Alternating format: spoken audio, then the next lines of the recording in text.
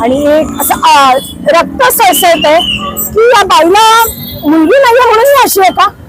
अजितदादांनी काय बघून या बाईला पद दिलं मला माहिती नाही, पण तुमच्याकडे गेल्या 6 महिन्यांपूर्वी जी वैष्णवी जिने आत्महत्या किंवा जिची हत्या केली गेली हगवणे कुटुंबाने, त्यांची कंप्लेंट होती आणि तुम्ही त्याच्यावर काही कारवाई केली नाही. एवढा बेशरमपणा आज त्यांच्यावर कारवाई झाली असती हगवणे कुटुंबावर, तर आज वैष्णवीचा बळी गेला नसता.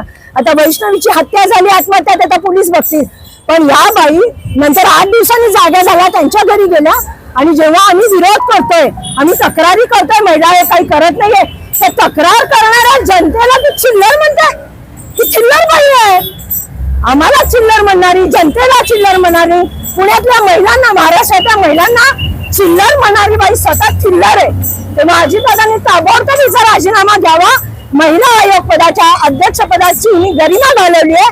नुसतं जगामगा मला बघा असंच चालणार नाही. तुम्हाला खाली उतरून, रस्त्यावर उतरून महिलांसाठी काम करावं लागेल. नट्टा पट्टा लाली लिपस्टिक लावायची, चांगल्या चांगल्या साड्या नेसायचं, नेत्यांबरोबर बसायचं. बास झालं. महिलांवर अत्याचार, बलात्कार, सामूहिक बलात्कार, छेडाछेडी, लहान मुलींवर बलात्कार.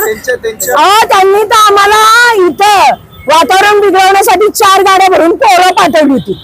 ती 4 गाड्या भरून पोरं त्यातली काही ओळखीची निघाली. त्यांना स्वतःला माहिती नव्हतं त्यांना इथं कशाला पाठवलंय. म्हणजे तुम्ही एवढ्या घाबरलात आमच्या आंदोलनाला? आमच्या किती 10-15 जणी आहे बहिणी, त्यांनीच पाठवलं असं माहिती घ्या ना. PI साहेबांना विचारा. आम्हाला जेव्हा कालपासून टाइम दिल्यानंतर त्याच टायमाला ही पोरं इथं कशी आली आणि कोणती ती पोरं ओळखीची पण नव्हती त्यातली. मग ही पोरं आली कुठनं? घाबरलात का ताई आमच्या आंदोलनाला? आणि तिथे तुम्ही पोरं पाठवतात, बायका तरी पाठवायच्या.